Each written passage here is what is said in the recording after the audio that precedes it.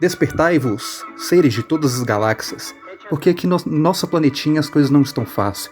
Muita gente realmente desanimada, mas algumas tentando achar a chave para a gente não voltar para aquela velha normalidade. Eu trago aqui um exemplo muito frutífero para esse momento, que está precisando de alternativas, novas saídas políticas, para a gente não voltar para aquele estágio estagnado de sociedade que a gente só critica político, mas a culpa na verdade é de quem o sustenta, e quem são, não preciso falar.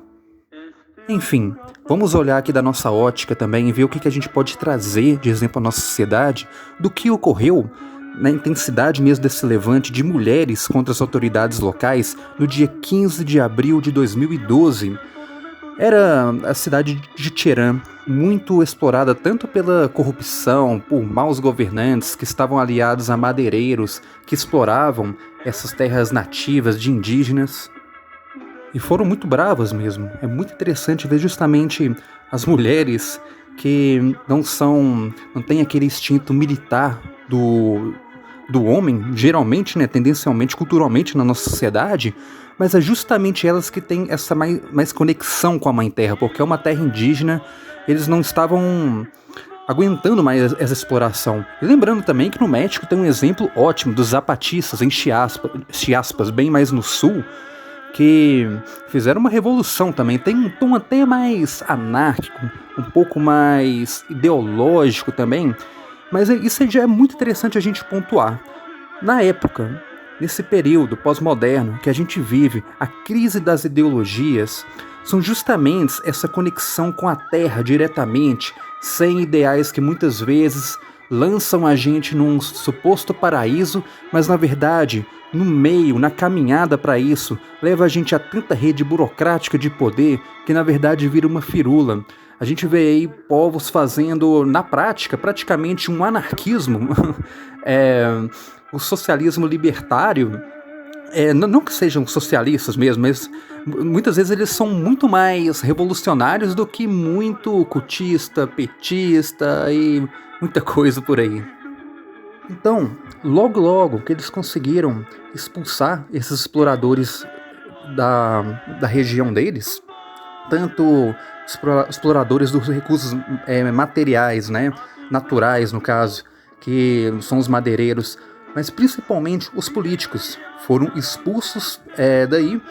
E como que esse povo se organizou então?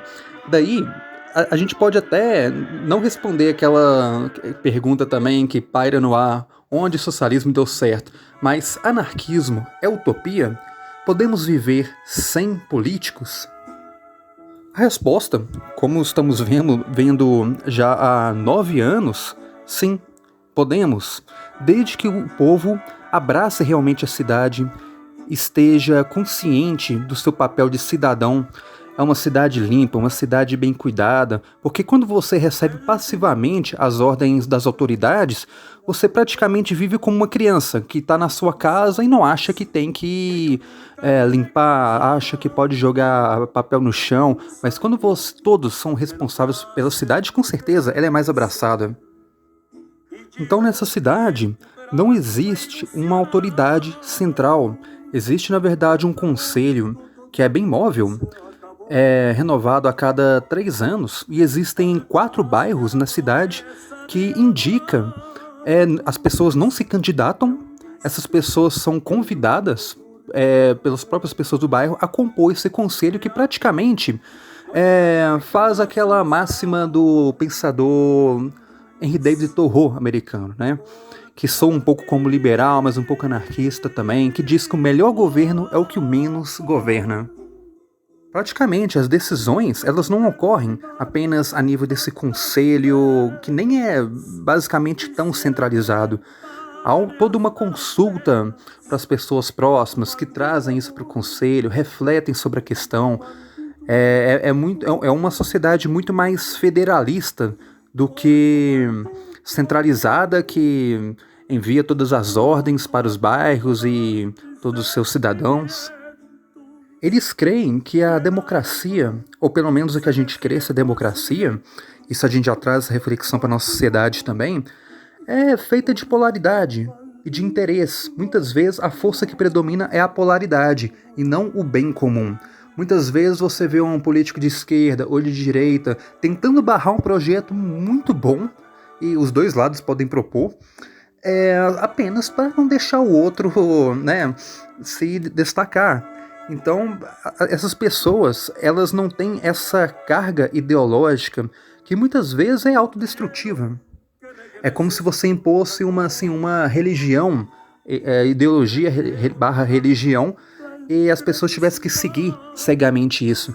Pelo contrário, todas as pessoas estão passo a passo despertando a consciência do que é ser cidadão, o que é viver numa comunidade e buscar melhorar a vida tanto pessoal quanto coletivamente. Eu acho fantástico essa coisa de, oi, você quer ser conselheiro e não a pessoa se candidatar, porque no nosso mundo é muito atrativo ser um vereador, ser um deputado, mas na verdade seria muito interessante se não fosse tão atrativo. No caso, eles nem... não é um cargo fixo, não tem salário, é praticamente uma função. Você apenas tem você facilita um pouco a comunicação entre as pessoas. Então eles não permitem que dentro da cidade existem também eleições para votos para governador, para presidente. Eles não votam, não votaram no Lopes Obrador. Então, eu achei fantástico. É um povo que foi até reconhecido pelo Estado. Eles têm o direito agora de ter a sua prática política como um povo autônomo. E essa é uma tendência pós-moderna que eu creio que vai avançar cada vez mais. A fragmentação dos Estados-nação. Mas aí, um povo abandonado à própria sorte, sem o amparo de um STF e tudo mais, sim. Se tornou a cidade, ao longo desses anos, muito mais segura. Eles têm um conselho popular que vê as coisas muito mais na sua singularidade e resolve seus problemas. Problemas pequenos, dizem eles. Às vezes uma briga de casal, alguma confusãozinha, mas os delitos praticamente desapareceram. A cidade é limpa, bem cuidada, fantástico. É uma consciência muito ampla que a gente teria que conquistar aqui. E a gente praticamente vive brigando com o outro, né? Contra o vizinho bozoísta. Não é fácil, eu sei. Mas as pessoas são tão invadidas, elas teriam um coração, uma mente, tanto a despertar o seu potencial, e é tão invadida por ideologia, seja liberal, seja comunista, e muitas vezes não fazem o que pregam, enfim, tipo religião, né? Bom, eu vou ficando por aqui, deixo esse exemplo para frutificar mais a nossa mente, para que todos nós pensamos de forma mais coletiva, ampla, global mesmo, e saímos um pouco desse jogo de interesses de outras pessoas poderosas que a gente representa, como se fôssemos o peão do jogo de xadrez de sacrifício para eles. Vida longa a todo aquele que desperta sua consciência, quer abrir caminho para o futuro mais justo, que saibamos integrar toda a nossa energia de verdade em microprojetos que visem também a um finalismo de uma sociedade mais ampla e justa, igualitária, mas que sabemos também estar com os olhos abertos para aqueles que tentam ludibriar esse caminho.